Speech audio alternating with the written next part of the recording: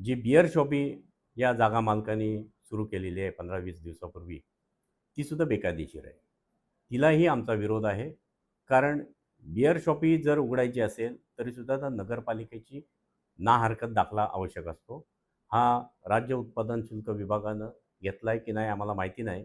परंतु नगरपालिका यासाठी कुठल्याही प्रकारचा ना हरकत दाखला अद्याप दिलेला नाही आणि ना हरकत दाखला नसताना देखील जर अशा प्रकारची बिअर शॉपी सुरू झाली असेल, तर हे पूर्ण बेकायदेशीर आहे आणि ती बिअर शॉपी देखील त्वरित बंद करण्यात यावी, अशा प्रकारची मागणी ही या भागाचा नगरसेवक म्हणून आणि या शहराचा नगरसेवक उपनगराध्यक्ष म्हणून मी या ठिकाणी मागणी करतो, की या परिसरातील नागरिकांनी देखील हा बिअर शॉपी बंद व्हावं.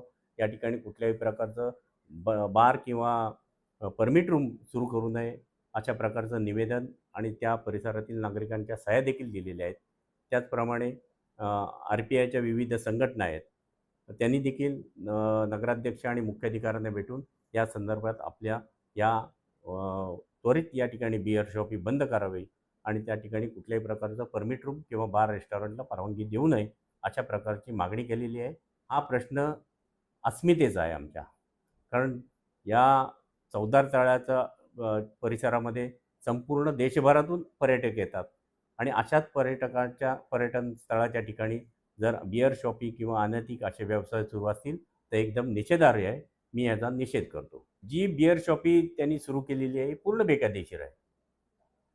ना हरकत दाखला नगरपालिकेने कुठल्याही प्रकारचा दिलेला नाही आणि याबाबत आम्ही माहिती देखील घेतली, की आपण गेल्या 2-3 वर्षामध्ये ते ना हरकत दाखला या ठिकाणी त्यांना बिअर शॉपीसाठी दिलेला नाही.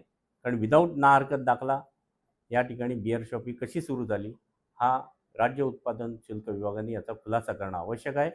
त्या ठिकाणी आम्ही माननीय जिल्हाधिकारी साहेब यांना देखील निवेदन दिलेलं आहे.